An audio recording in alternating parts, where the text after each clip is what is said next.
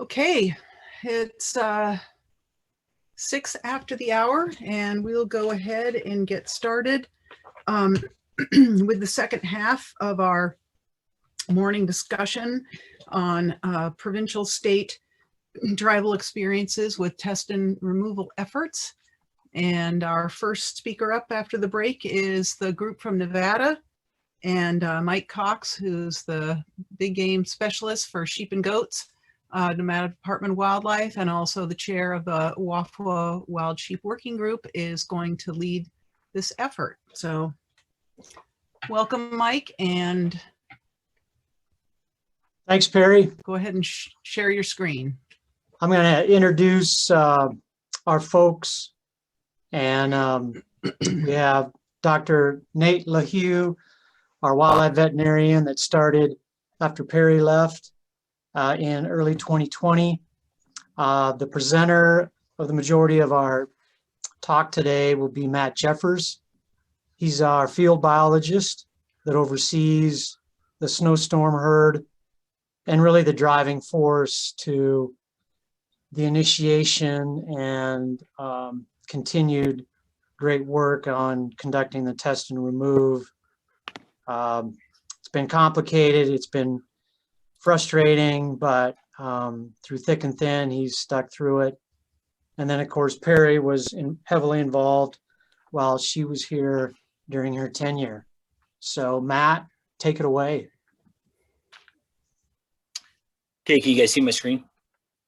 Yep. Perfectly. Perfect. All right, so thanks for the introduction. Thanks, Perry. We missed you out there this last winter when we were doing sampling. And thanks, Mike. I'm going to go over just in chronological order kind of the events or important events and monitoring from the time of the die-off, August 2011, or when we first detected the die-off, to current. And then Nate's going to cover a lot of the pathogens and lessons learned and where to go at the very end. So hopefully Nate's on. So just to cover real quick, the snowstorms are part of the Great Basin. They're about 50 miles south of the tri-state area of Idaho, Oregon, and Nevada.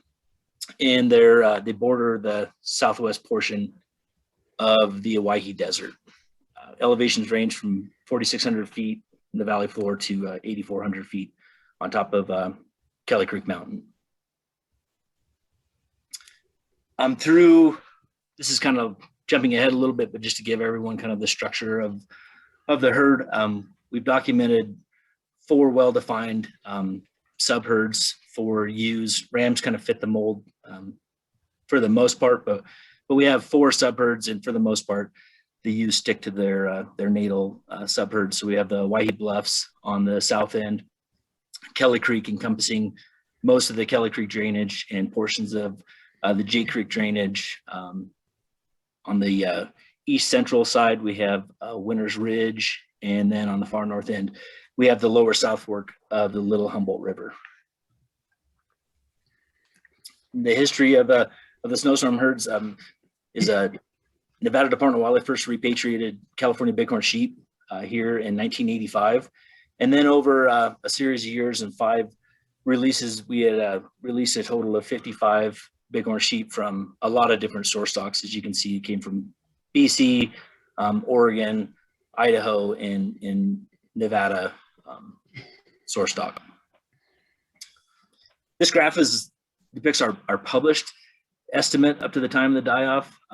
We've since learned that we were probably underestimating. I think this happens quite a bit, but we were underestimating the herd. So instead of the herd being right around 120, like our population estimates suggest, it was more likely around 160 to 180 individuals going into 2011. So the events leading up to the die-off, this is fairly important. There's a domestic sheep trailing route that gets within at as close as 2 miles of the Owyhee Bluffs. It's separated by several fences and a main county road, but we do realize that was pretty close. So the trailing route's anywhere from 2 to 8 miles away from the Owyhee Bluffs. So in May of 2011, we were actually driving out from trapping sage grouse on the southern end of the Hawaii Desert, and saw a domestic sheep, a big woolly domestic sheep at the base of the Hawaii Bluffs, well out of the trailing route, within, walking distance easily to get to Bighorn sheep on the Hawaii Bluffs. We worked with Ellison Ranching Company, euthanized that animal, and we lucked out. That animal did not test positive for MOV on PCR. But in July, things really ramped up. We started receiving additional reports of domestic sheep south of the town of Midas, which is on the eastern side of the Hawaii Bluffs. And really became concerned because there was multiple reports of singles and doubles of sheep that were outside the trailing route, left behind, wandering around. We spent some time looking for those animals on the ground and in the air, could never locate them. And then in early August, we received a pretty compelling report of domestic sheep near the headwaters of the South Fork of the Little Humboldt River, within the Hawaii Bluff subherd area. So we were prepared to encounter domestic sheep and potentially a die-off when we started our annual survey, August 17th of 2011. And pretty early on, we noted we were seeing a lot fewer sheep. We weren't seeing any lambs. And then we came across these two domestic sheep that were unshorn, had been on the landscape for a long time, worked through all the proper channels. We were able to euthanize those domestic sheep as well as a young bighorn ram, and quickly determined we were right in the middle of a pretty big die-off.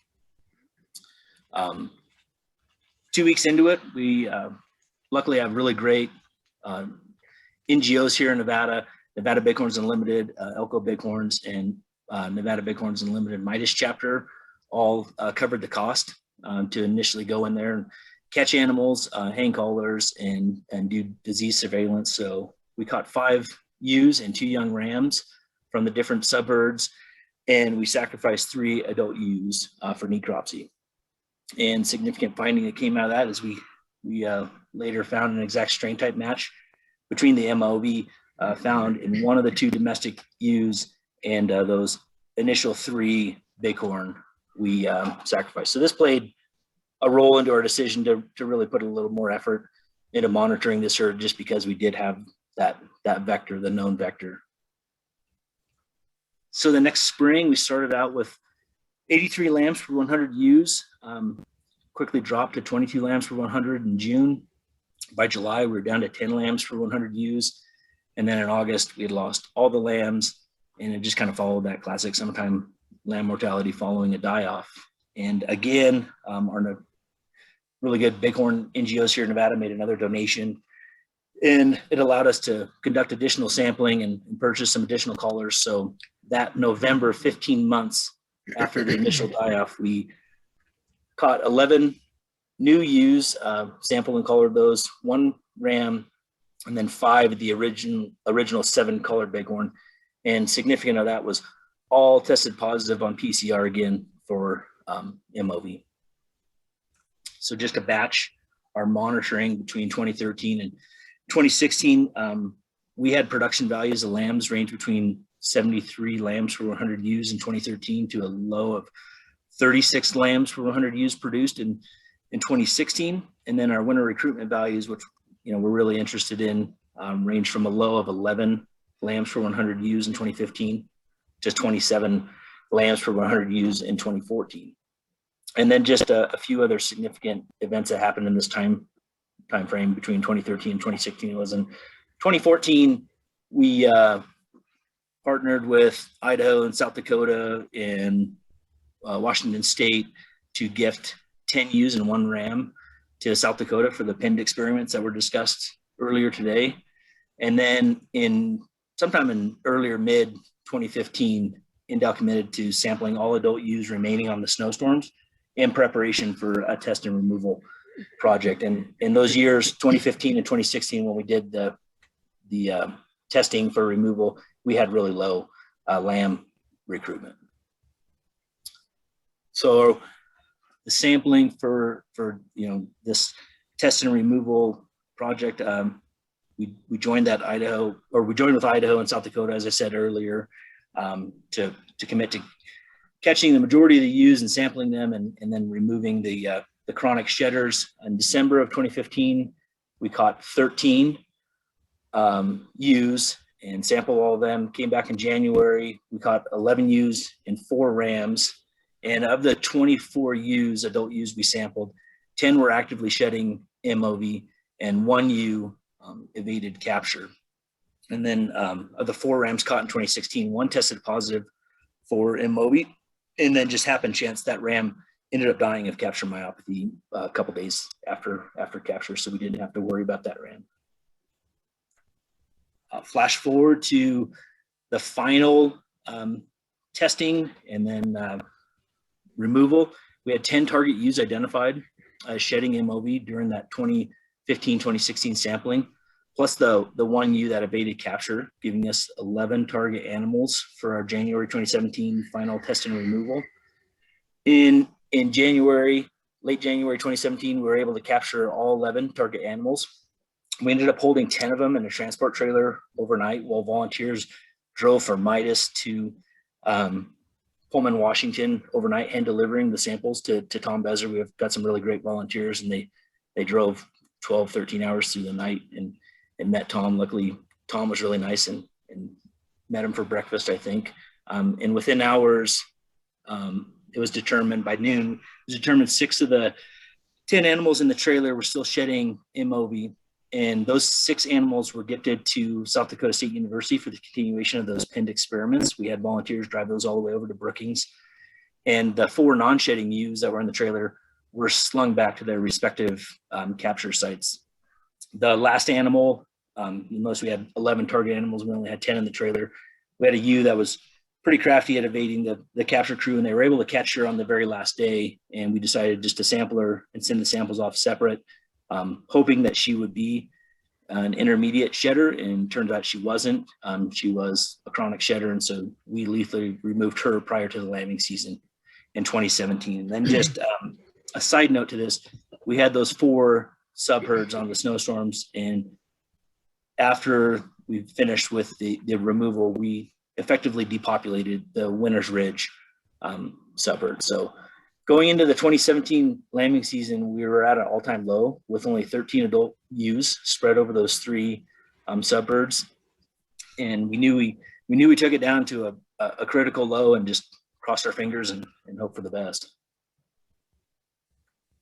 So 2017 monitoring was really encouraging. We had 10 of 15 ewes produced a lamb, and at the end of the year, 7 of 15 were still alive for a ram ratio of 47 or lamb ratio of 47 per 100, which is the highest we'd seen since the die-off, and right about the statewide average for Nevada. 2018, it got a little bit better. We ended the year with 8 lambs surviving for the 15 adult ewes, and gave us a lamb ratio of 53 lambs per 100 ewes. And then 2019 was really good. In 2019, Utah State University took the lead on monitoring bighorn lambs on the Snowstorms. We filled in a little bit. For the most part, they did all of the summertime monitoring. And we had 12 lambs survive at the end of the year for the 20 adult ewes. We were ecstatic. It was 60 lambs per 100 ewes. It was our best year, and well above the statewide average that year, which came in at 43 lambs per 100 ewes. So we were really excited, really thought it was working, thought we had cleared MOV, and decided to come in and do another round of sampling. We wanted to make sure we were successful in removing MOV from the ewes following, Francis's protocol. And we were also going to look at rams. We had that same question that's come up today on what the role of rams was in this whole process. So we had some ram collars to put out. And we did have, in late 2017, the fall of 2017, we had a ram leave the Snowstorms and go north towards the Santa Rosas. And it was a collared ram, and NDOW personnel were able to euthanize that ram. And that ram tested positive for MOV. So it really made us question the role of rams in this whole process. Early on in this sampling, it's 2019, 2020 sampling, we quickly found out we were not successful in removing MOV. The first subherd we worked at on the South Fork Little Humboldt River, a yearling ram died quickly after it was netted, and our fears were quickly confirmed several days later when we got the results from Waddle. That ram, a 3-year-old ewe, were both MOV PCR positive. A 10-year-old ram was indeterminate, and 4 additional captured ewes were all PCR negative, but we were just really bummed about those PCR positive animals. So we came back in January with 3 ram collars and a ewe collar, and it turned out that young ewe was PCR positive, and one of the rams was as well. So we were really bummed out, really distraught, especially given all the lambs that were on the landscape that year. And at the time of the capture, this capture where we started in late November, and also when we came back in January of 2020, all the lambs were still alive. So we were really perplexed at how could we have our best lamb recruitment year, but also, find that MOE was still circulating.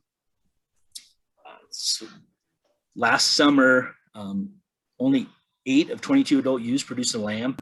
And at the end of the year, 5 of those lambs were still alive. So back to really low lamb recruitment. And we also, during this time frame, lost a lot of our yearling and 2-year-olds and 3-year-old ewes from those years where we gained a lot of lambs between 2017 and 2019. So we didn't have many of those animals marked. We just think they succumbed to pneumonia or some to predation, but we lost a lot of those gains from those really beneficial years. So ending earlier this year, our last sampling event, we came in on two captures conducted this year.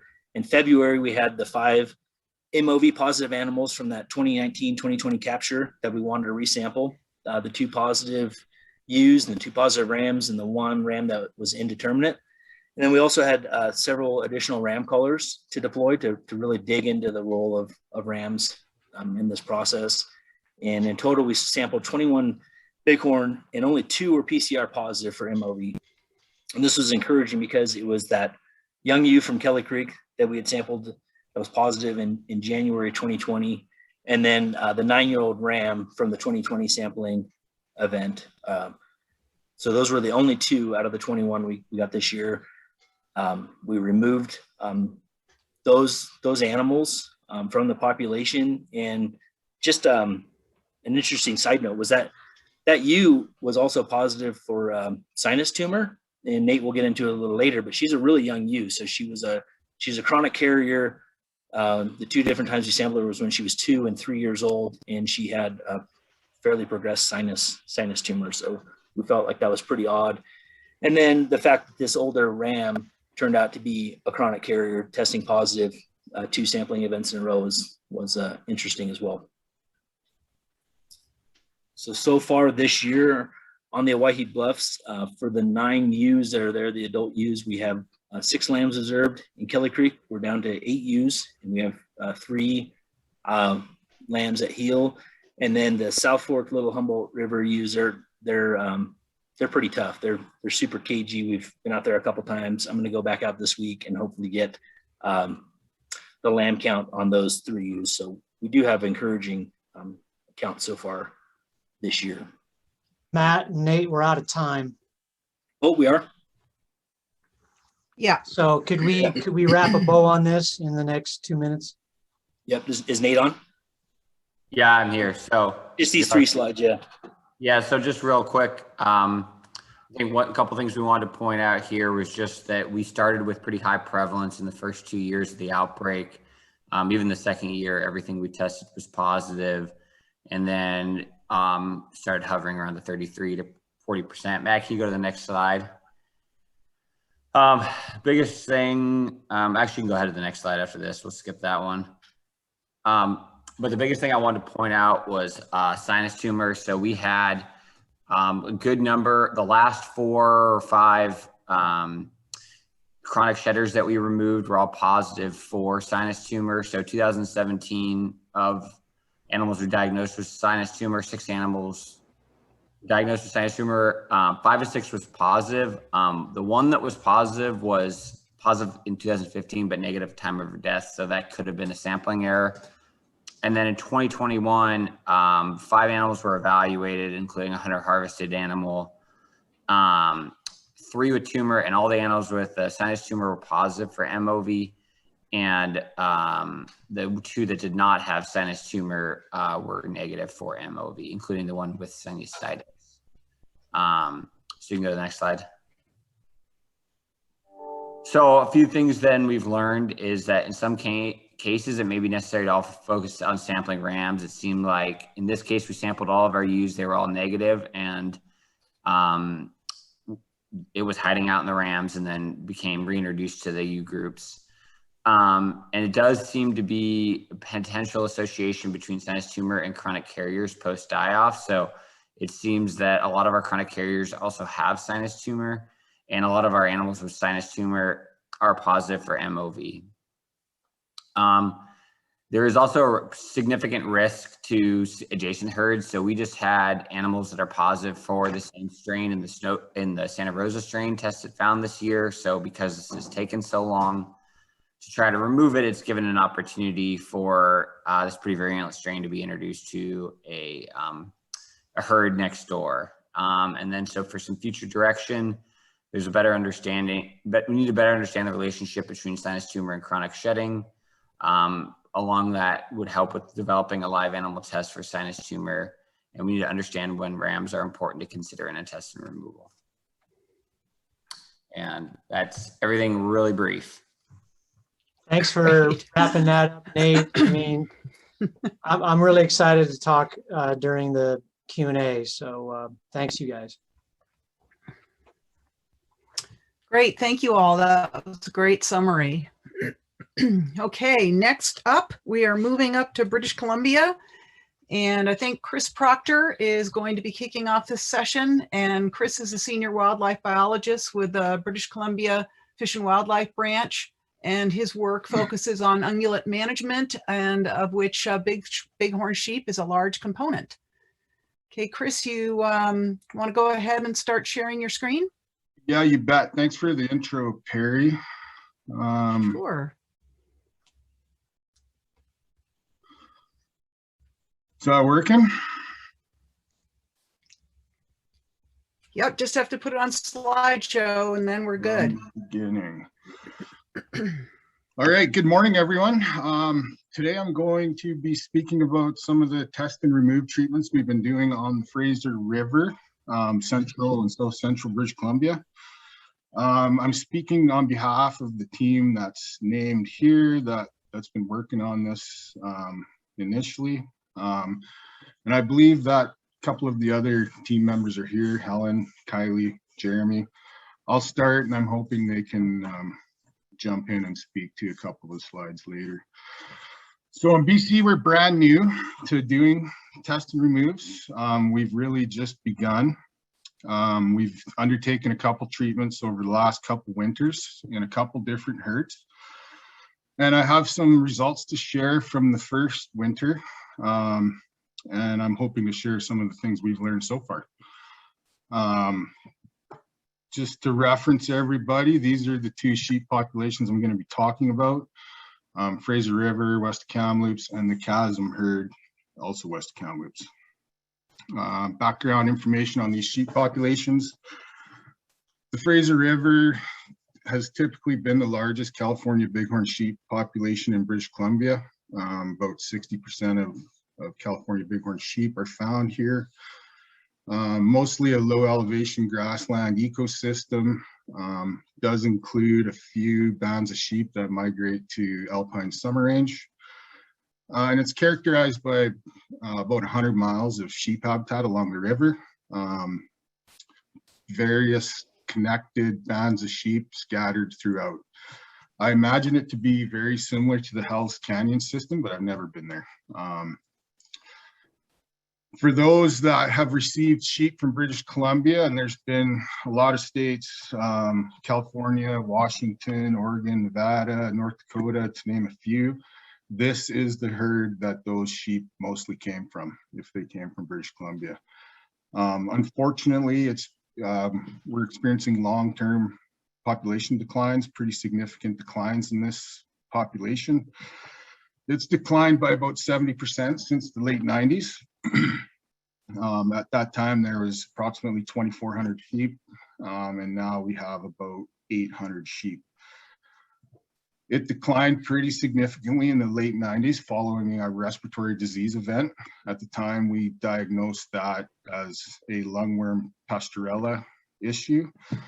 I think looking back now that it's likely that MOVI was implicated at that time. And I think this long-term lack of recovery that we're seeing in this population of sheep is related to that. We detected MOVI for the first time in 2011 in a couple of sick lambs and a couple bands of sheep in the system. And we initiated this program in 2018, initially with some basic sampling to understand the distribution and prevalence of MOVI along the Fraser River, which I'll speak to in a bit. The Chasm Bighorn sheep herd is another one that we undertook a test and remove treatment on, separated from the Fraser River, but we consider it to be part of the same metapopulation. It's connected with a migratory band of Fraser River sheep on an alpine summer range. A bit of a different history with MOVI here. There was a domestic sheep flock introduced right into their core range in 2012. At that time, there was approximately 120 sheep in the herd. It declined that following winter to about 28.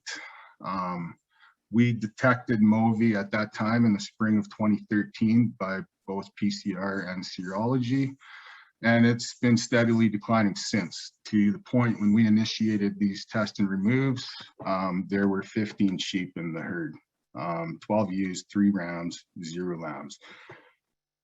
Most years since 2013, there has been 0 lambs surviving in this group.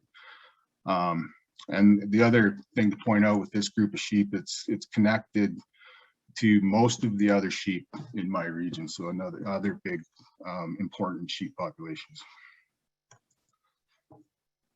Triggers to undertake these test and removes. Obviously these long-term lack of recovery in the Fraser River. Our stakeholders and indigenous groups all want to see these sheep herds recovered. Things seem to take a bit of a turn for the worse here in the last couple of years in a couple of our largest nursery groups on the Fraser River, where we've typically seen pretty low lamb survival over the years, but the last couple of years it went to pretty near 0 for a couple of years. And in case of the Chasm, we were concerned about disease transmission to those other sheep populations that I mentioned. I think the biggest trigger was seeing some results from the areas we heard about earlier, Hell's Canyon, South Dakota. We finally saw a path forward here to deal with these long-term issues that we've been struggling with. And that combined with some funding from a couple groups, namely Wild Sheep Society of British Columbia, Wild Sheep Foundation. So we decided to go for it. The other thing to point out with the Chasm, the source that we think the initial infection came from was removed in 2018. So that provided another reason why we undertook these treatments. So we understood the prevalence and distribution of MOVI in the Chasm herd from the sampling we did following the initial die-off. The first step for us on the Fraser River was to try and understand where MOVI was and the prevalence of it. So that's where we started. We followed the WAFWA herd health monitoring guidelines. We captured 10% of every group of sheep we could find, rams and ewes. We looked for evidence of MOVI through PCR, some nasal swabs, and serology. And these are the results here. We found it pretty much everywhere. Seemed a little more prevalent in the south, possibly, than the north, but we did capture more sheep in the south. And yeah, so some broad details on our approach. Our objective here was to address these population declines. wasn't so much a research oriented project. And we varied the approach a bit from what we've heard about this morning.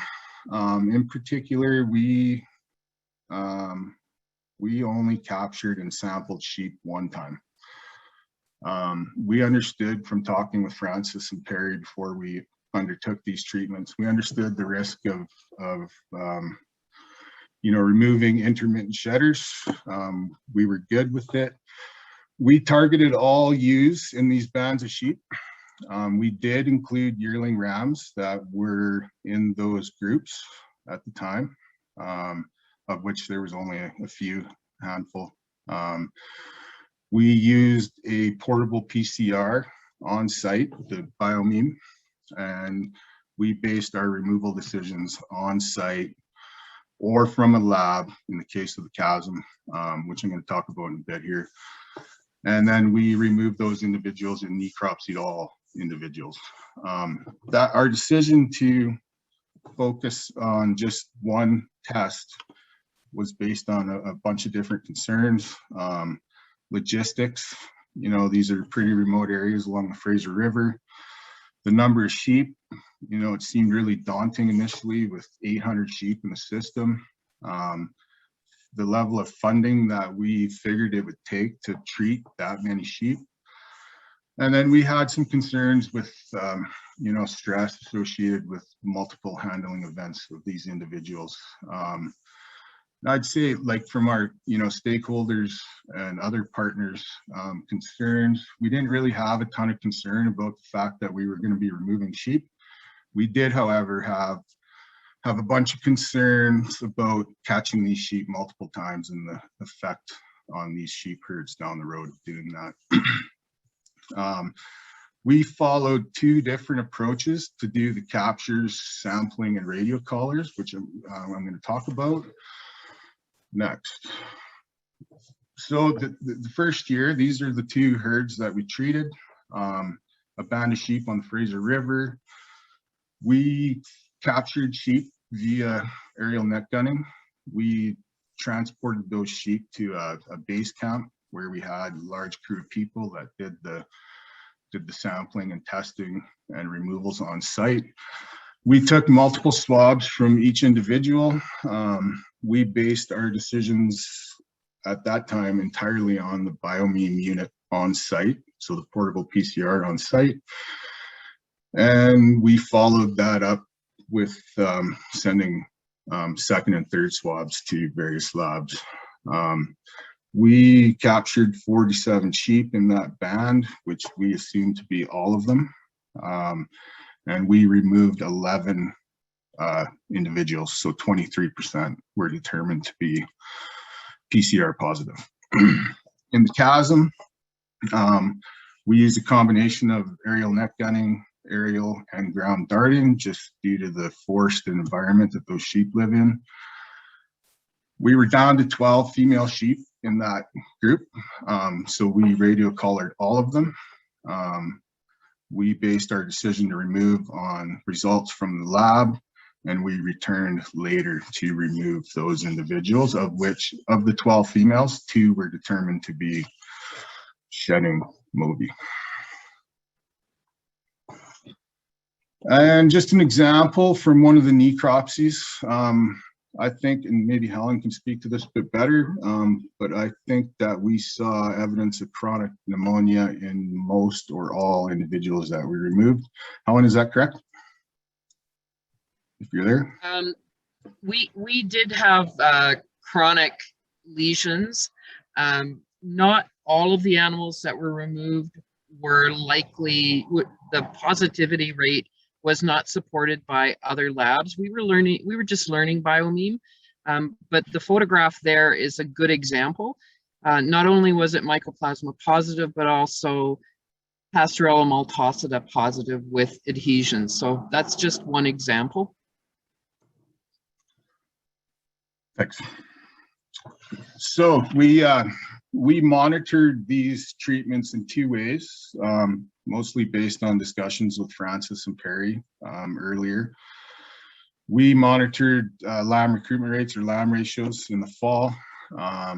And we also followed that up with captures of surviving lambs looking for evidence that they've been exposed to MOVI since the treatment. So when they're about 10 months of age.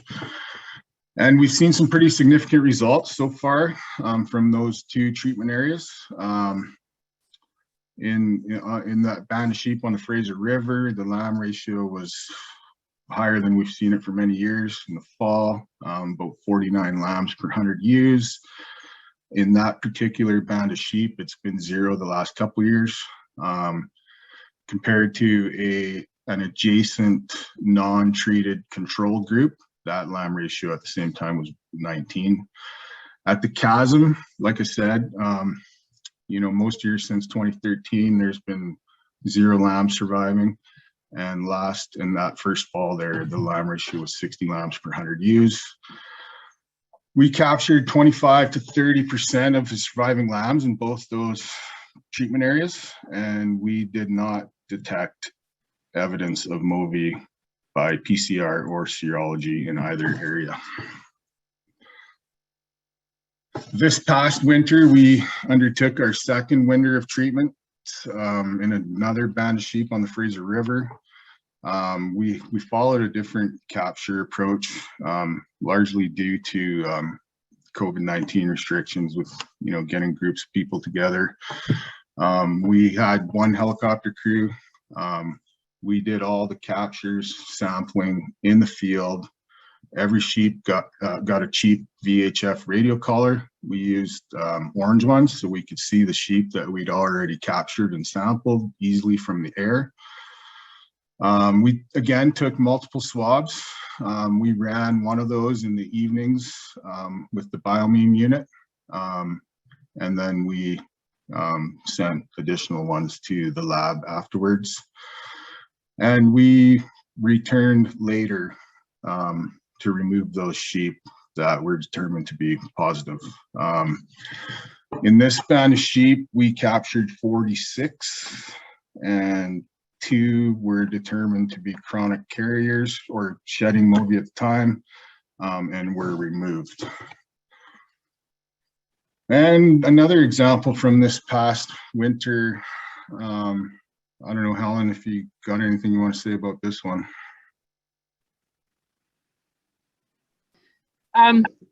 When the carcass was brought back to us, she had this thick nasal discharge, and that was also present in the trachea.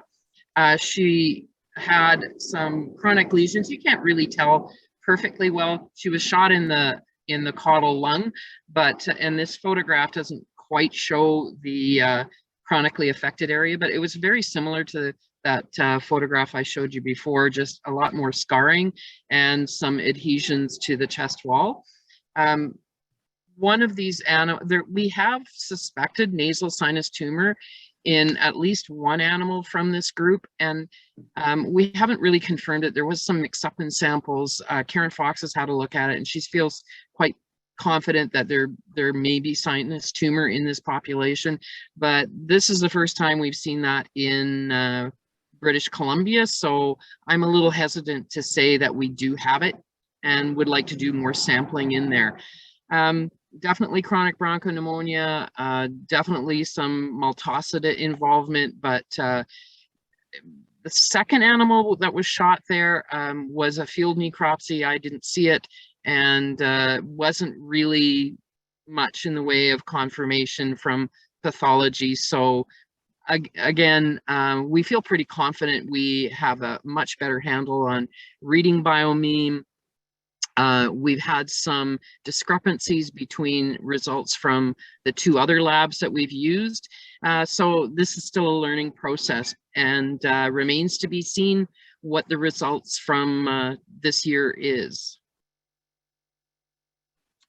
Yeah, and maybe just to add to that, we will be following up on this latest treatment in the same fashion. So monitoring lamb recruitment rates later in the fall, and then catching some surviving lambs and looking for evidence of exposure to MOVI. I just wanted to talk briefly about this. So because we use 2 different approaches. Chris, sorry. since you're out of time, can you just either hold this for questions? Maybe Yeah, sure, you bet. would that work? Yeah, Is this your last slide? Yeah, other than my acknowledgements here. Yep. Okay, maybe we'll cover the costs again in the Q&A if you're okay with that. Yeah, Thank no, you. that sounds great. Excellent Thanks. presentation. I will stop sharing. Thank you. Okay, so our next, now we're going for the regional approach with the tri-state, and we are having Scott Peckham is going to be the leader of this group. And although he's originally a transplant from the Midwest, he's currently the big game ecologist with the Confederated Tribes of the Umatilla Indian Reservation. Department of Natural Resources and currently the project lead for this joint tribal and U.S. Fish and Wildlife Service wildlife grant on the restoration of bighorn sheep in the Lookout Mountain herd of Oregon through assisted clearance of Mycoplasma pneumoniae. And Scott, are you there? And do you wish to, okay, and you're starting to share your slides. Great, or your screen. How's that look? That looks better than the agenda, yes. Yeah. Okay, you never know what's gonna flip up to when you hit that button. Good morning, everybody. I'm very honored to be the intro lead in to the TriState Project, which we titled Optimizing Mycoplasma pneumoniae Test and Remove Management to Restore Bighorn Sheep Populations. It's sort of a large collaboration between the tribe I work for and the state wildlife agencies of Idaho, Oregon, and Washington. We came together and formulated a grant and aid proposal for the Wild Sheep Foundation, the national office, and we're successful in receiving that. So I'm sort of going to be the talking head here just to sort of introduce the project, and you'll hear much more in depth in the upcoming talks. So we're working in, the corners of 3 states here. We started with 4 focal bighorn sheep populations in the 3 states. The Yakima Canyon, which is sort of central Washington, the lower Salmon River in western Idaho, Lookout Mountain population, and the Lostine population in sort of associated with the Hell's Canyon system in the Wallowa Mountains. And while this proposal was under review, we had another MOV discovery in the Burnt River bighorn population, which is just to the west of Lookout. And it turned out that this was the matching strain type to what was in Lookout, so that population basically automatically folded into this project. Like many of the other projects you've seen this morning, our goal is to help clear MOV circulation in these target populations, and we're going to propose to use an adaptive form of test and remove. I should state that this project is in the beginning phases, early phases. Many of the herds have a long history of other ongoing work.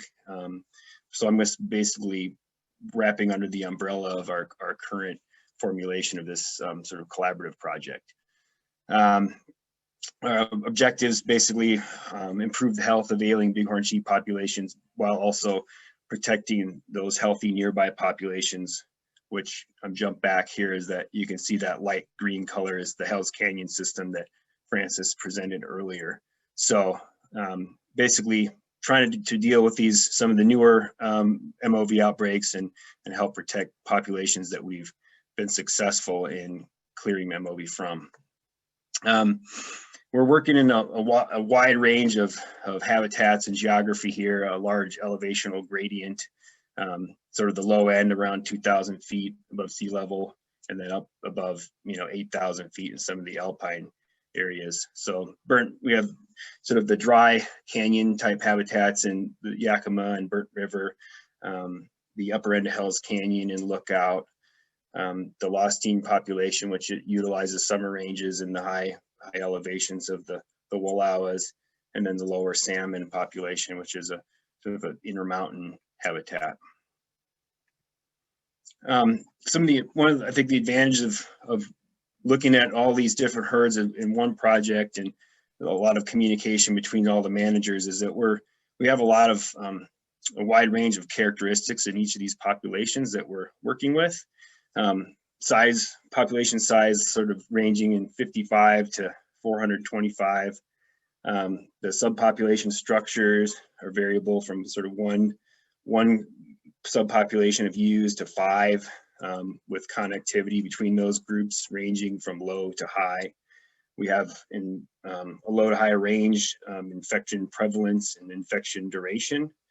We're working with 1 native genetics and 4 reintroduced herds.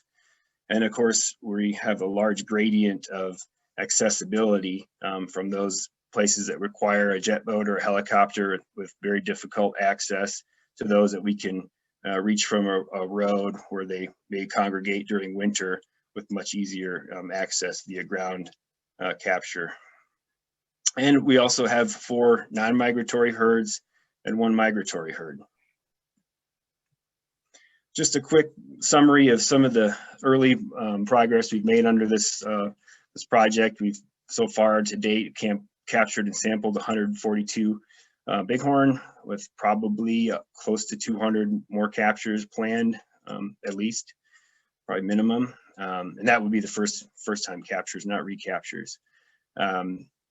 The early sampling has shown us a MOVI seropositive rate in the population ranging from 60 to 100%, and MOVI positive on PCRs from a low end of 9% to 61%. And to date, there's been 8 targeted removals, 6 following a single positive PCR test, and 2 positive carriers, or chronic carriers identified. So some of the things that I'm just kind of repeating what Frances had shown in her first slide this morning, her first talk, similar to other projects, how we're going to assess whether these things whether we're making a difference, measuring our success. We'll obviously be testing lambs and yearlings after the test and remove phases are complete. That's a preferred sampling metric. And then of course, maybe some retesting of adults where we would expect PCR should be negative and any sero prevalence would be low. And of course, the standard monitoring of recruitment of juveniles.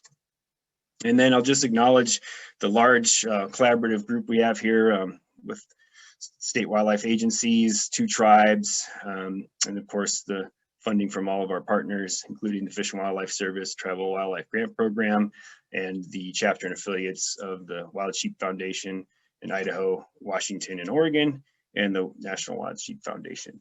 And so thanks again, and I'll turn it right back over to Perry to introduce our next speaker. Mute. Thank you, Scott. That was great. Okay, so we're going to move right now to Idaho, and our first speaker talking on this subgroup is Nathan Borg, who is a regional biologist with the Idaho Fish and Game. And Scott, if you can stop sharing your screen, and Nathan, I'm assuming you need to put up some slides, or you just do. Okay, super. Okay.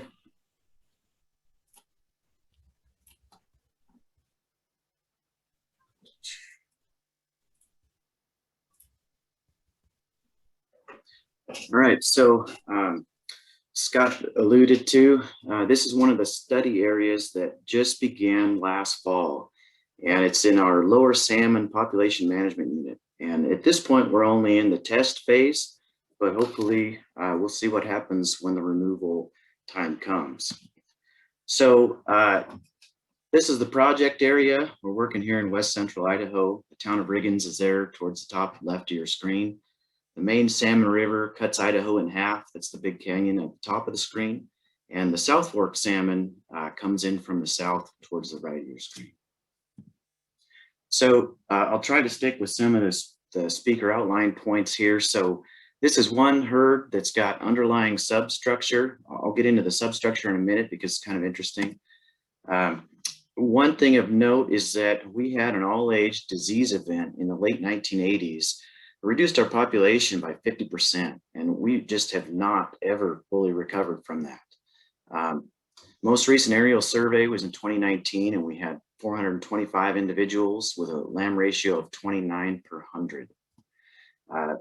This population has been stable and just ever so slightly increasing, but it's got the potential to do a lot more, and we're optimistic, but test and removal may provide a way into that. We're fortunate as well that there's been some previous work here. There was a collaborative project done in this area led by the Nez Perce tribe, where we do have some disease results from that, which I can compare to our preliminary stuff in a second. And then some of you may be familiar with this as well, as some of this data helped inform the pay-ed decision. So this is a little bit of a messy figure, bear with me. This was pulled from the final report from the Nez Perce tribe, but the important thing to note here is I mentioned its substructure. And so moving from left to right, each color represents a U social group. And so from starting in the black is the Manning Bridge U's, the Wind River U's, Indian Creek U's, Jersey Creek U's, and then in the purple is the South Fork U's. And we'll be addressing each of those later on. As far as logistics goes, they mentioned jet boat travel. This is about the only way in there. So with some help from a grant from Idaho Wild Sheep, we were able to get underway and we began ground capture last November. We made 3 trips over a total of 8 days, and we took the usual nasal, pharyngeal, blood, and fecal samples, and most interested in whether or not we had current MOVI infection, and then also MOV exposure. As far as captures go, we were able this fall to catch 15 individuals across 4 of the 5 social groups. And interestingly, we were able to get hands on 3 ewes as a part of this 15 that were actually collared back in 2009 and 2011, and test those again as well. So I want to go back to this social structure, because what's interesting about this is just preliminary collar data from a couple months here, November to January, but it shows that this social structure really has held up. And there just seems to be a lot of site fidelity of these ewes. In particular, the ones we collared happen to be in the same area within the same social groups as they were back in the previous work in 2013. As far as what we have preliminarily, we detected MOVI infection in 2 groups, really just 2 individuals, although we did have a couple indeterminate test results there. So the Wind River group and the Indian Creek group both had a positive individual, whereas Jersey Creek did not. Also, we had evidence of exposure to MOVI in all the social groups, at least that we tested, but not all individuals. So this is a graph that compares some of the data we had from the previous work on that collaborative project, and the overall infection rates based on MOVI PCR were the same-ish in some of the social groups, but also lower in some. One of the ewes we recaptured tested MOVI positive in 2009, but negative in 2020, which is encouraging. Another one was negative in both 2011 and 2020. And the third one, we didn't have conclusive results in 2009, but was negative in 2020. The other thing that was encouraging was that the antibody presence was lower than in the previous project. So you can see there, we had 100% presence in 2013, but only 64% recently. So sample sizes are small, but we're encouraged it's moving in the right direction. As far as disease management, one of the headings was rationale. This is kind of a unique population because it's one of our only truly native bighorn sheep populations in Idaho. There hasn't been any translocations into or out of this area. Also, as Scott mentioned, it's relative close proximity to Hills Canyon, so we're worried about risk of transmission. And again, in 30 years, this population has just sort of leveled out and never come back to what it was. As far as a trigger goes for moving forward, we're going to look at 2 positive tests in subsequent years as kind of the threshold where we take action. And then for monitoring, we're going to retest mark individuals. We have additional captures planned in 2021 and beyond, trying to focus on those social groups that have the most positive tests and also the highest potential for overlap. Conclusions, stay tuned. It's very early on. We hope to have some in the near future. But as far as future direction, we're aiming for about 30% of the U population sampled. So that ends up being about 9 more in Wind River, 8 in Indian, and 4 in Jersey Creek. We're going to try to do as much as we can from the ground, but a helicopter will probably be needed to fill in some holes. And then again, capture, recapture, sample, resample, and we hope to be able to get our hands on some land and test them as well. Additionally, that lowest U social group is some of the most inaccessible, inhospitable country we have. We're hoping to be able to move into there and then move further upriver into our next population management unit. And that's all I have. Great, thank you, Nathan. I'm just being timekeeper here, so we have 3 more presentations left and just a half an hour. So I hope everybody has planned accordingly. Let's see, okay, our next up is Brian Ratliff, and he is from ODFNW and is the Baker District Wildlife Biologist. And Brian, do you have slides? And if so, if you want to go ahead and share your screen. Okay, Perry, can you see this okay? Great. Yeah, just put it in slideshow mode. Okay.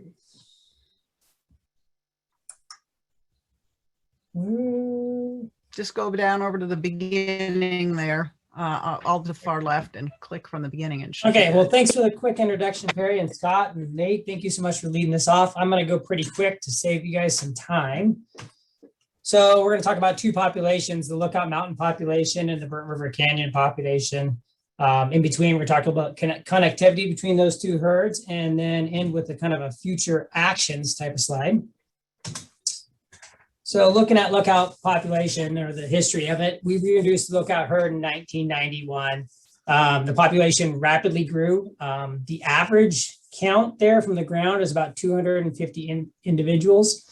In 2018, our aerial count actually counted 403 individuals, which is kind of more likely the population. After December of 2020, after our disease outbreak, the aerial count only turned up 250 individuals. I'm positive we missed some, but there's a substantial decrease in adults in the population. The cause of mortality is unknown. Going back to kind of how this all broke out, it looks like in mid-February, we started getting reports of 6 sheep. We immediately went down and collected some live individuals and picked up mortalities from February to the end of May, or excuse me, the beginning of May. 88% of the samples we took were actually PCR positive, which we kind of expected. We were picking up mortalities and taking samples. But one of the interesting things that showed up is strain typing showed that this is a distinct strain not matching any of the Hell's Canyon or other neighboring herds. So we had something that was new. As the year progressed, we lost all our lambs. For the 2020 lamb recruitment was 0. We went ahead and worked with Oregon FNAS and purchased 22 GPS collars, and we started deploying those by the ground in November, and it took us from November to February. One of the interesting things that came up as we deployed those collars, we took 25 samples, so there was a couple of individuals we didn't collar. We only had 8% that came positive as actively shedding, which was kind of an interesting thing. So right off the start, every individual we touched was actively shedding, but by, February, only 8% were PCR positive. The mortality rate, well, I mentioned we lost a lot of adults. The mortality rate on the collared adults has been about 8% since we started collaring in November. So we're not losing a lot of adults right now. Actually, they're hanging on pretty good. this is talking about connectivity between the two herds. Looks like the end of May, we had a truck driver strike a ram that was attempting to cross Interstate 84 between the Lookout Mountain and Burnt River herds. Don't know which direction those two rams were headed. I don't know if they were headed from Lookout to Burnt River or vice versa. That ram was PCR negative when we tested him, which is interesting. But coming to Burnt River population, in November, I guess I'll kind of jump ahead. In November, the Burnt River herd started popping up sick. So going back to their kind of history, they were reintroduced to the Burnt River Canyon in 1987. This is a California Bighorn sheep herd, not Rockies like Lookout Mountain. We average about 90 animals in there. Our aerial count was 62 in December of this previous December, so substantially lower. But after we had those rams cross the interstate, in October, we started seeing sick sheep and dying lambs. We collected 13 samples taken from October to March, and we had some previous callers in there, so we targeted those individuals. 61% of our samples came back for PCR positive, and the strain type matched the Lookout Mountain herd. So somehow we managed to get the same MOV from Lookout Mountain to Burnt River via either bighorn sheep or some other domestic connection, which we have not been able to find. Ironically, 3 lambs that were born in 2020 in the Burnt River herd actually were recruited into the population. They survived. So we didn't have total lamb mortality. Of course, those lambs were a lot bigger when this all broke out.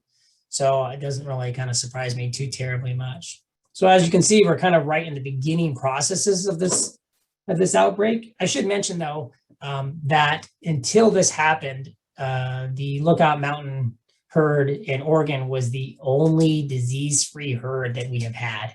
So this is my first disease outbreak in this district.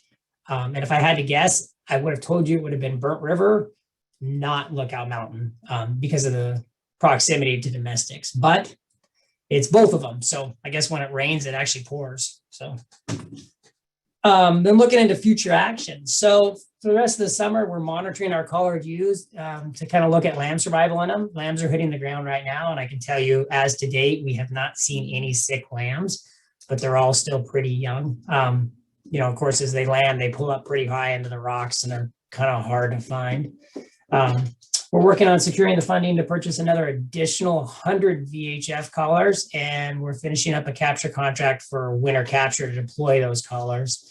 In addition, the tribes, CTUIR, so Scott has got his grant and he's purchasing 40 GPS collars that will distribute among both herds. So coming up this fall and winter, we're going to do a capture testing collar, targeting the previously collared individuals that tested positive to get their second test. And we'll employ the additional 140 collars. And Julia is going to be working on, our vet, is going to be working on the field validation of our field PCR machine. So hopefully we can get that finished so we can get some field testing on that. And then in the fall of 22 and 23, we're going to do the capture, test, and remove process. So we will start removing sheep, maybe a few as early as this upcoming winter, but really be into it in 22 and 23. I blew through that presentation pretty quick, but we kind of talked about all this stuff before, so I hope you guys got something out of it. And I just want to thank our partners that were involved with this. I mean, it's a big group, and honestly, it's a steep learning curve. So that's what we're doing here in Oregon right now with the Lookout Mountain and Burnt River herds. Thanks a lot, Brian. That's super. Okay, we're going to move right on to Jenny Dalton, Hell's Canyon Initiative Technician. Continue this, and just so you all know, you have 20 minutes between the two of you to wrap up this session. Okay, noted. I slated about 5 to 7 minutes for my presentation, so maybe have a little bit of extra time. Always good.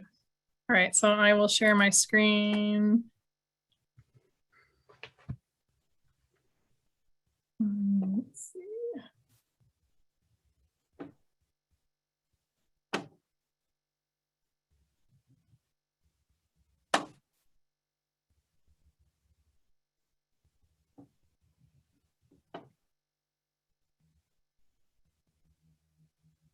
Okay, so can you guys see my PowerPoint or my You're notes? good. Okay, We're seeing your PowerPoint. It's all good. not my notes. Okay, good. Nope, not your notes. Perfect. All right. So yeah, I'm Jenny Dalton. I am a Bighorn Chief Technician with ODFW working on the Hell's Canyon Initiative. And I'll give a brief overview of our test and remove efforts within the Lostine population.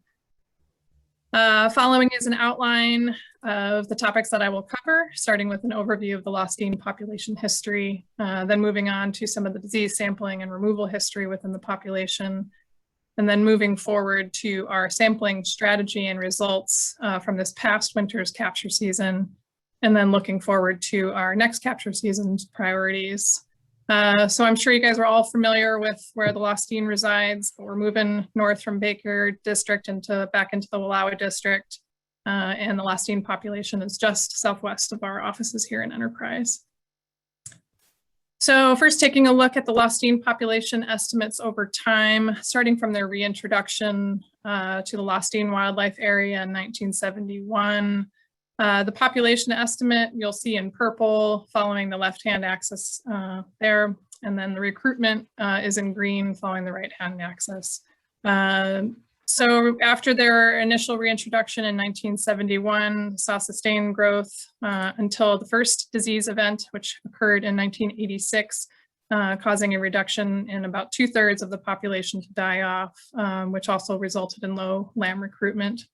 Lamb recruitment was again low in the early and mid 2000s following the detection of a novel disease strain. More recently, we have seen the population in decline in addition to poor lamb recruitment, which has prompted us to remove the Hurricane Creek hunt from this fall's hunting season. And there has been extensive disease sampling since 1986, thanks in part to some very friendly and unique sampling logistics up at the Lostine. A corral trap was constructed in 1977 to aid in testing and collaring of individuals. Individuals are habituated to the site through baiting with horse pellets, as you can see. It's just as easy as baiting individuals with these horse pellets here in the bottom right-hand photo. And mineral blocks are also provided. So obviously we have a very extensive and unique long-term data set looking at disease transmission and surveillance. So looking at some more recent disease sampling and removal histories, Frances touched a little bit about this in her talk, highlighting some of those more recent disease sampling and removal efforts. Raina's study was initiated in 2013 and detected MOVI in 47% of the adults tested. 37% of those adults were classified as persistent or chronic carriers, 45 as intermittent, and 18 were considered negative. Of those 12, 5 were transferred to South Dakota State University in 2014 and 2015.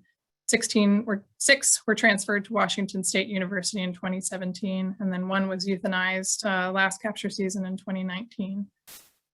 Interesting to note that all chronic carriers tested positive for sinus tumors, which is important to note that this is unique to the Lostine herd. Sinus tumors are not found elsewhere in the Hell's Canyon Initiative populations.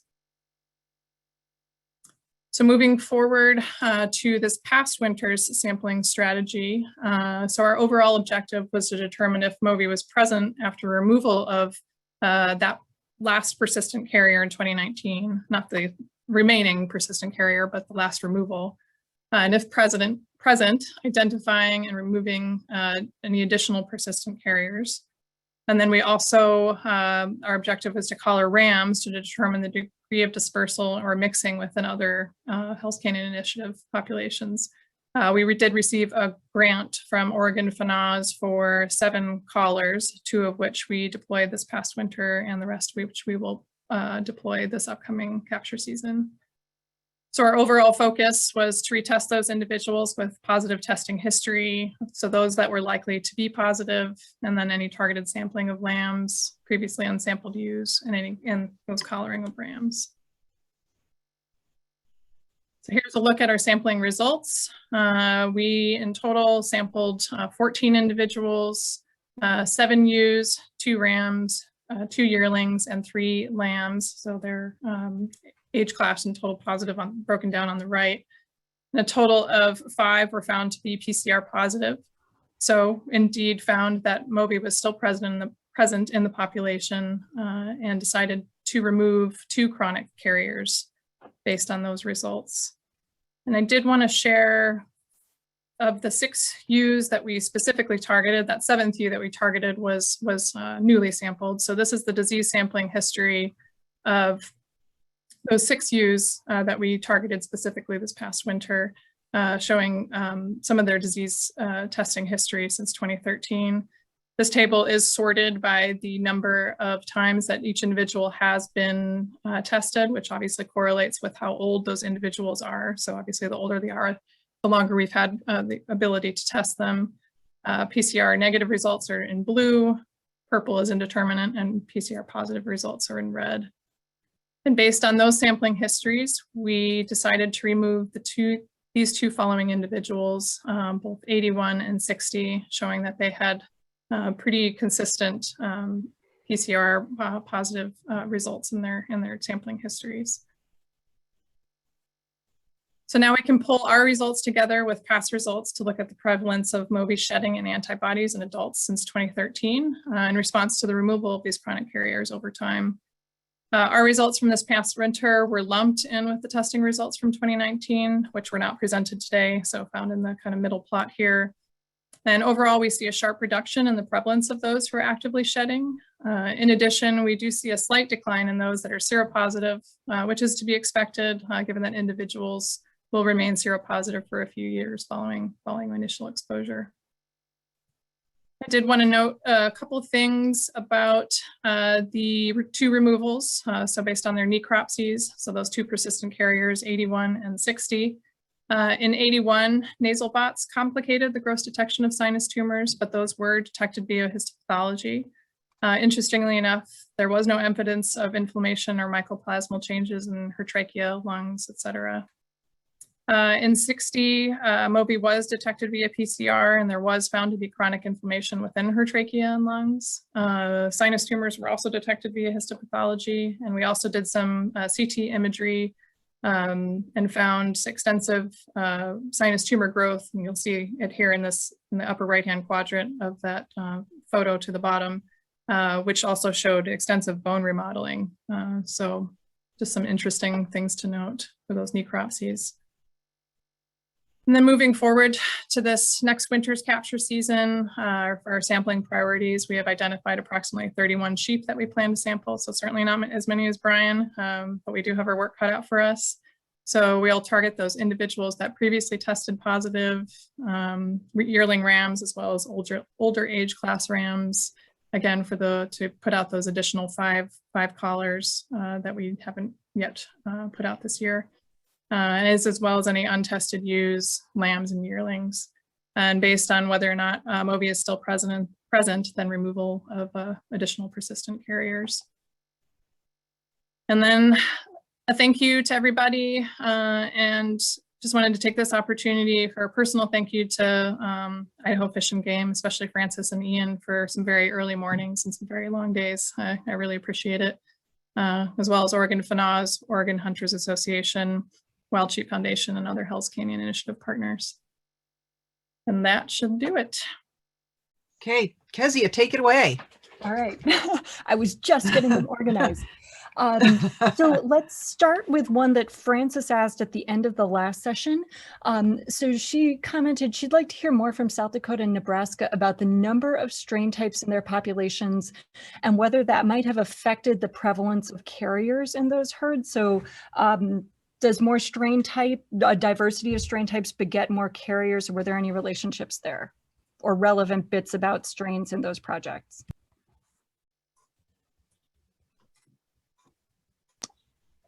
Should have checked to be sure Todd and Chad were on. Yeah, hi, sorry, I'm here. Could you repeat the question? Sorry, yeah, strain types. I'm here too, sorry. Okay. Go ahead, Emily. So the question is about strain types. How have strain types factored into the success or lack thereof, but generally success of the Nebraska and South Dakota projects? How do you want to take this? Go ahead, Emily. I think you were starting to. I interrupted you. Well, we've seen 5 main different clades of strain types, and we're starting to see some come back that we had thought we'd eliminated. So I guess where we're kind of going from here is we're going to see if there was any spatiotemporal relations to domestic sheep from where we're going, but we're starting to see like those different herds are definitely mingling more than we anticipated. And either that's from, rams moving between those subherds, or them like stopping and being interacting with our domestic sheep producers in the area. So I hope I kind of addressed the question. Todd, if you have more. Kezia, can I jump in quick? For sure. Emily, Todd, did you see a difference in lamb recruitment between the strain types? A difference, so there was in 2020, we had 3 within the 3 lambs that died of pneumonia all had the same strain type. And I think our 2019 sample, we only got 1 that was able to amplify. And I believe it was in that same strain. So we're not seeing like any new ones, if that was kind of what you were getting at. And we are strain typing every lamb that does test positive.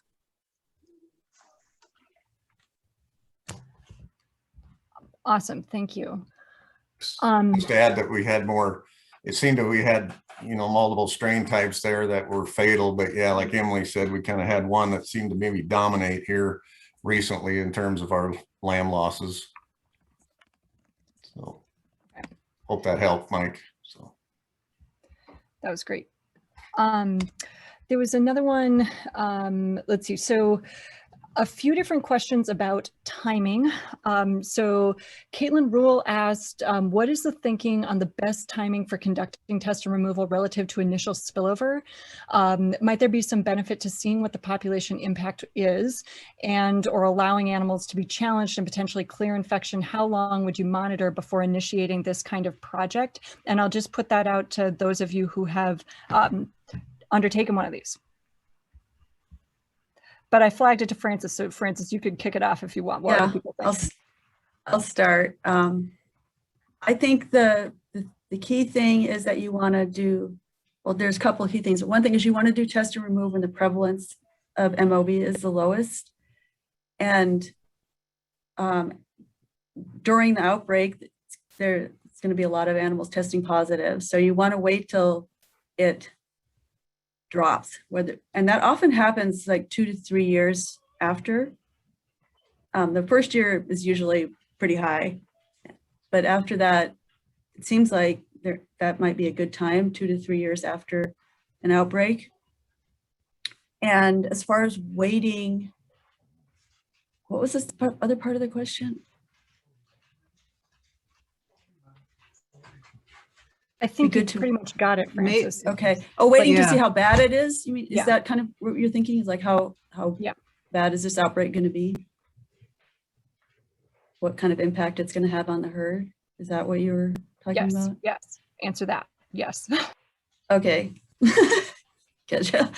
I think you're not really going to know how bad it's going to be. Like things might look really good, and then if they clear MOB, themselves, that would be great, but yeah, you can't really tell if it's going to persist or if it's going to clear itself, unless it does so before you start test and remove. So I guess the one thing I would just tag on to that, and shut me up here if I have this wrong, Caitlin, but I think like in particular in the case of RGG, where you had a strain that didn't cause a ton of damage in adults, yet you still had this hit in recruitment.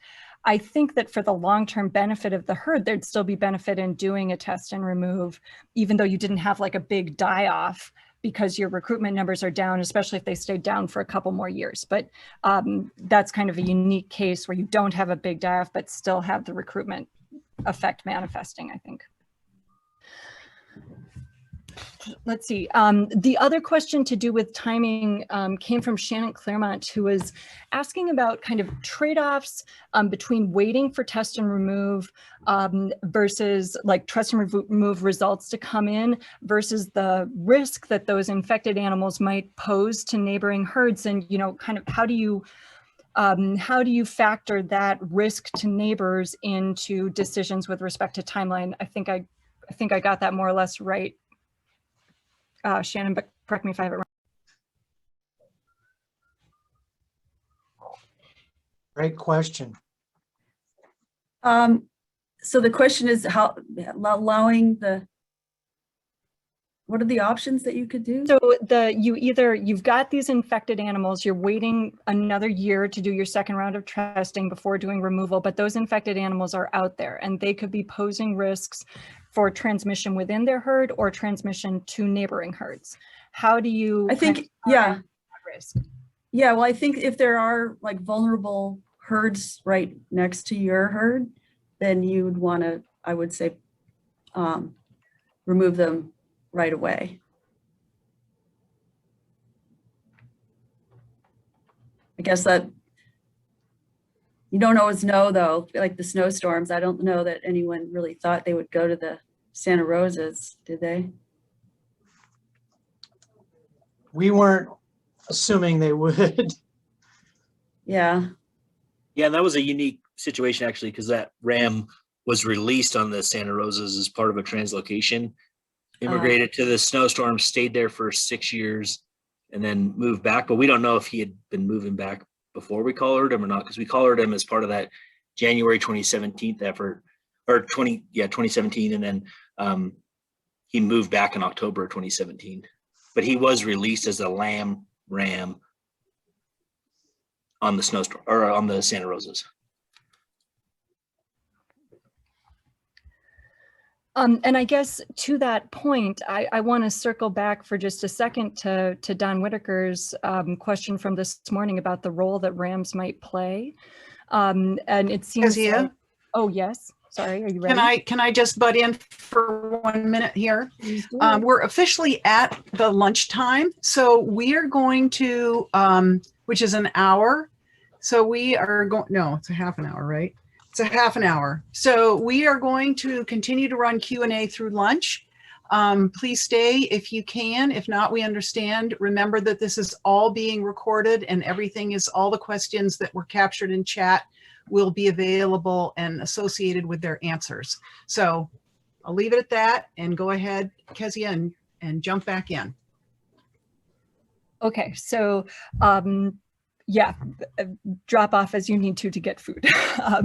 But so I wanted to go back to Don Whitaker's question from this morning about the role that rams might play. And based on this kind of broader perspective that we've gotten over the last few hours and some of these other projects, you know, do we want to kind of reconsider how rams are regarded or when they should be dealt with in this setting? And I just wanted to kind of put that out there to the people who've undertaken these projects to just talk for another second about the role of rams. If anyone has anything to say there, sorry.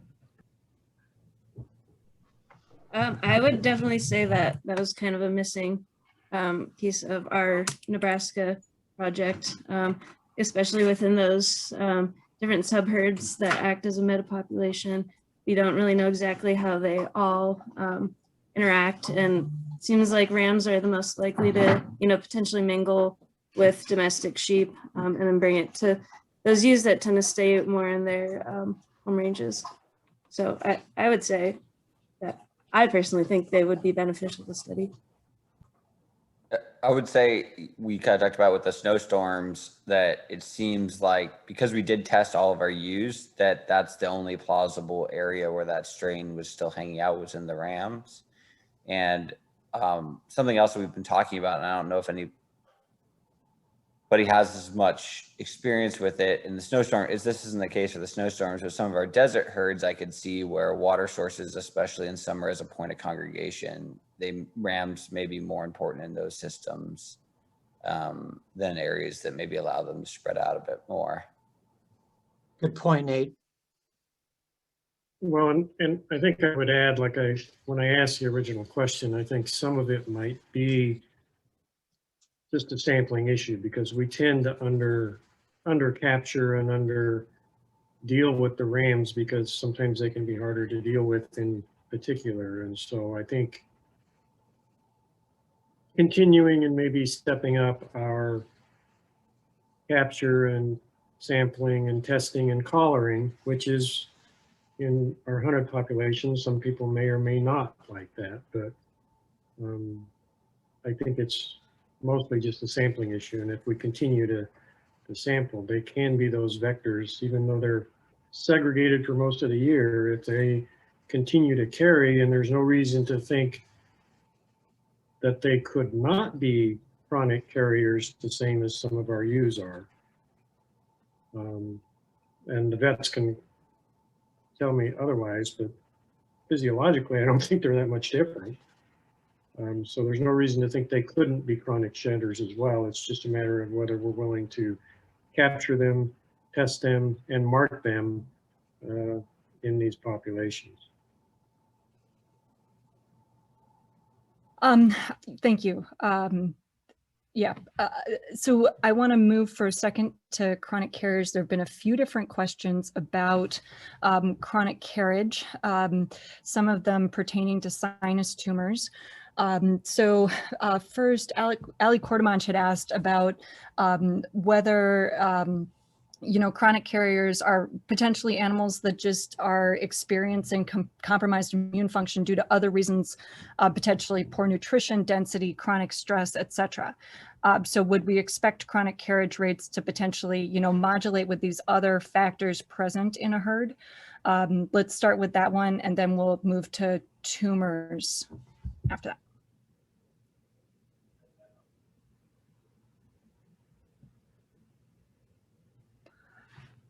Francis, do you want to take a run at that? I think you might be better equipped than anyone else, unless Tom is still on. Sorry. I was just looking for her comment. Oh, here. You said a higher percentage in herd. Sure, well, the compromised immune function would certainly play a role. Poor nutrition, animal density.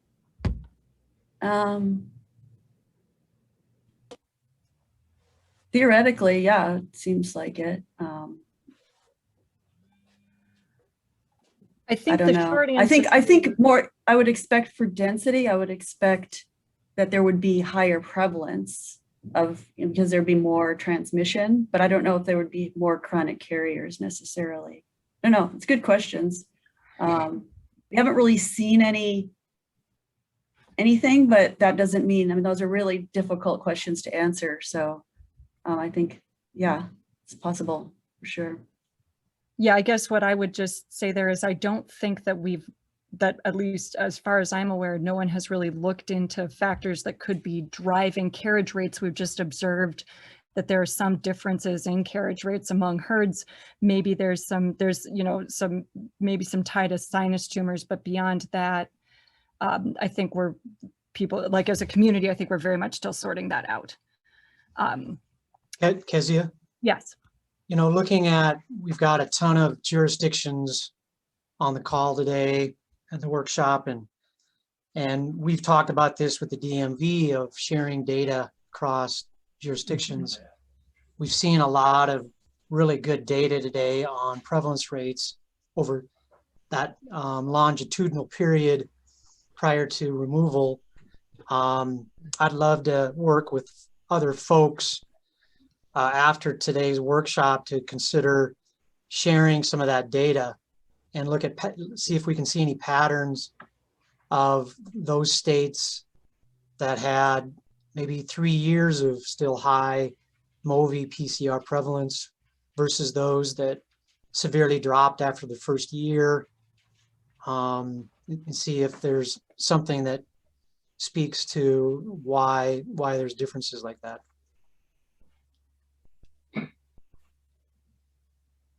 I'll just say that I think Frances identified in her first talk that it'd be great to have some any kind of factor that would help identify chronic carriers, because identifying them by repeated sampling is probably the hardest way to do it. But until we have sampled more, and all the smart people out there have been looking and correlating those microbiology results with all of the other possible factors that they're in the best position to see, we're not going to know. So, boy, it would be really great if something like this did come up and could be identified and could then be used.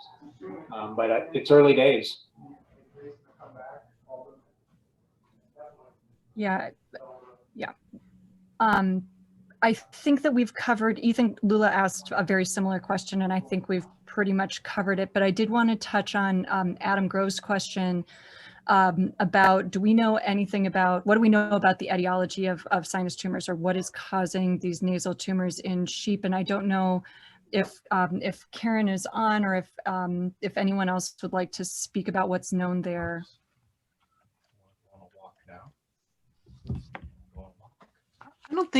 I think the thought is, unless someone from Colorado, either Mary's still on or Karen's on.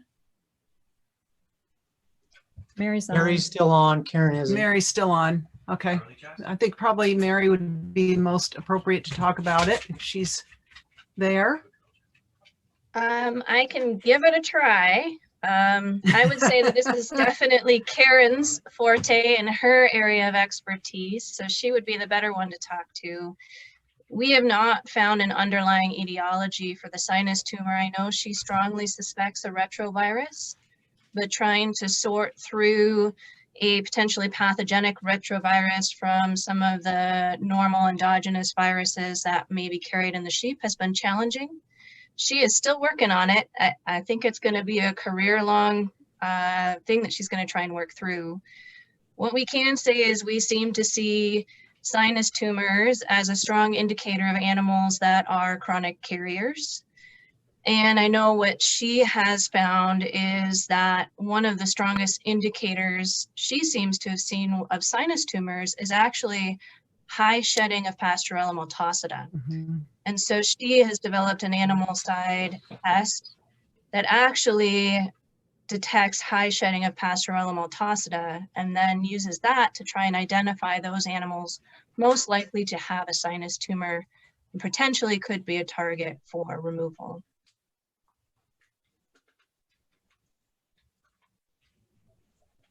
Thank you, Mary.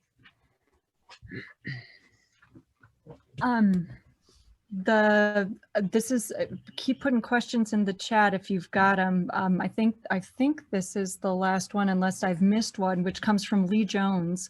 And Lee was wondering if any work has been done on animal density, transmission rates, and subsequent population impacts to herds.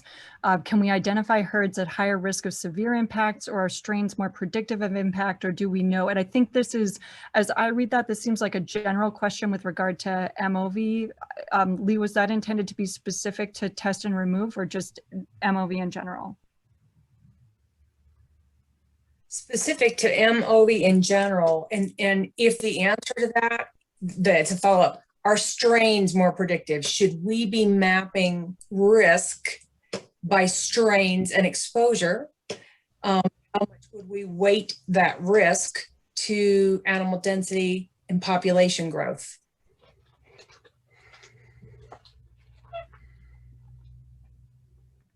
Does someone else want to speak to this one?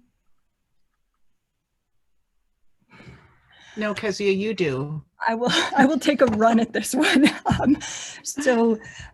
My strong impression, based on comparable data from a bunch of different herds, is that strains can matter quite a bit. There are some strains that do seem to be much less damaging than others.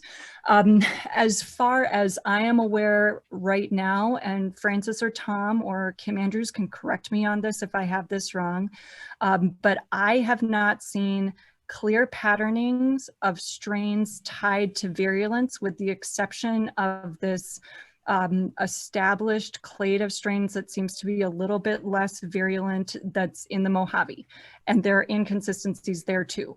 So I guess my answer to this is strain does seem to be very important, but I don't think that we know, I don't think that we can look at a strain a priori, just look at a sequence for strain and say this one's going to be bad and that one's going to be okay. And I would also say that environment does seem to matter. And if you have animals in really bad environmental conditions that are encountering the same strain that's been encountered elsewhere, you can have different effects in those two contexts. I think that those effects, the differences between environment, are a little bit smaller than the differences between strain, but I think there's still a lot of uncertainty there. And with respect to density, so to a point, transmission rates definitely do modulate with density, but because bighorn sheep are so substructured, some of these populations have really strong either spatial or social partitioning, and because MOV doesn't live for that long outside of the host, you can keep like a high density of individuals who are encountering each other even as populations get really small.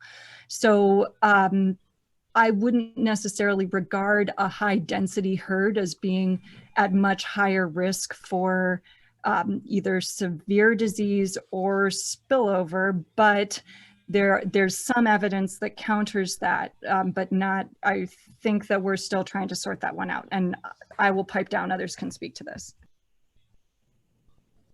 Thank you. That helps a lot. From my perspective, that's the same answer that we have to COVID in density. It's not the number of people square mile, it's the number of people per linear foot of bar counter. Thank you. That's well put. Bernie, he is the Washington Department of Fish and Wildlife District Biologist. He's been doing that for 25 years and has been involved with bighorn sheep since 2009.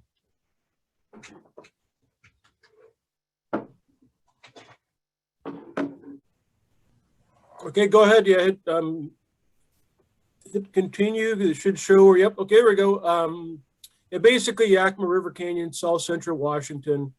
Blue shows actually the herds. That's not water, but just shows where Yakima Canyon is in relation to other herds. Next slide. This is more of a zoom in. Yakima River Canyon, it's upper right. We have it separated into two different, or 5 subherds, but 2 main subherds, Tatum and Seala Butte. This one local geographic area has had significant issues with MOVI in the last 10 years, 11 years. Canyon was infected in 2009. Tieton in the far southwest was hit in 2012. And we depopulated, excuse me, that herd in 2013, Clemens got hit last fall. Next slide. And so brief history, again, if you can hit the next. Did it come up or did you want to? Oops.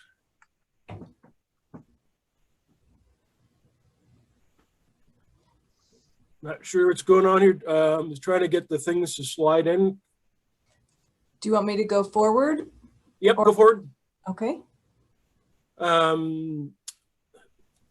Like all herds in Washington, this one was reintroduced with relatively small numbers. So we have some pretty poor genetic diversity. Next, go forward. Pre-die-off, we're up to about 310 sheep. So fairly large herd, and 5 subherds as we call it, but not. I mean, you can see by they're all really close together. I mean, none of the subherds are separated more than a few miles, so there's a lot of connectivity. Previous captures, 2007, there was no MOVI in this herd. Go ahead. Outbreak in 2009. After that one, we did do some culling in attempt to reduce the amount of MOVI, via, selecting what looked to be the most symptomatic animals. that effort failed to do much of anything. But between the die-off and the culling, population dropped down to about 210. Starting in 2011, we actually ended up with really good lamb recruitment, and that continued to 2012, and the population increased to about 270 animals again, so it looked like we were on the rebound. But then 2013, Movie came back and we had dying lambs again, and found out it was the same strain that was present in 2009. Go ahead.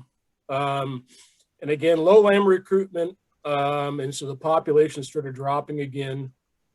And so by 2017, we started thinking, okay, this probably isn't going to turn around. We need to come up with a different plan. Go ahead. And so in terms of monitoring for Movie, since 2013, we did captures both 2013 and 2015. Go ahead. Also, you know, standard opportunistic thing, roadkills and hunter harvest. Next slide, or keep going. Sampled a total 116 bighorn sheep in the canyon. Total since 2013. Of those, 4% are about 5 positive, and you can see more indeterminate at that time than we had positive. Go ahead. And so one of the questions is why test and cull, and how do we get here?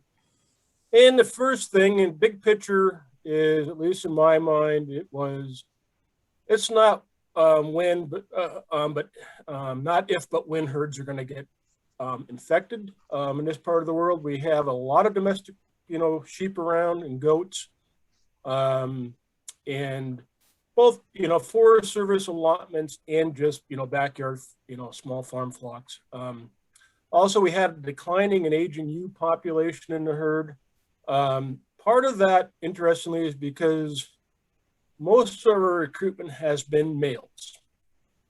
And actually, when we did the culling in 2010, and we checked fetuses, 82% of the fetuses were male, and about that seems to be about where we are right now. I mean, we're not recruiting very many lambs. It's been about 10 lambs per 100 ewes, and I'd say, you know, we're running at least 80% of those seem to be male. Okay. Other thing is, there's a highway down the middle of the canyon, so it's very accessible, very popular for photography and viewing. And so we decided that depopulating just, you know, is not going to be feasible. So that left us with test cull. Okay, next. And so our process at first in 2017 was to draft the plan and then go to the NGOs, local guides and things like that, and local sportsmen, and just kind of talked about it and pitched the idea. And everybody was supportive. There's no negative comments about trying this. And so the initial plan was we were hoping to be able to ground trap. We've been successful in other herds in Washington doing that. And so first step was to try to bait and bring the sheep in. That was unsuccessful. For some reason, those sheep in the Yakima River Canyon just weren't interested. We also decided that, you know, 200 plus sheep just wasn't doable for test cull. And so we issued a bunch of ewe and juvenile ram permits starting in 2019 to reduce the herd, to get it down to a more manageable level. And our goal was 125 sheep, and that was initially mostly based on the thought of ground trapping. You know, 5 subherds, and we figured if we had a trap and we moved it around, we could maybe get 25, 30 sheep at a time, and that got us about to the 125. Also, even aerial captures, you know, much of anything over 100, we thought that wasn't going to be feasible, both cost-wise and stress on the sheep themselves. And so I said, target of 125, and we go from there. Okay. And so initially we said, you know, probably the latest we would start after the population reduce would be 2021. And so that's where we are. Next slide.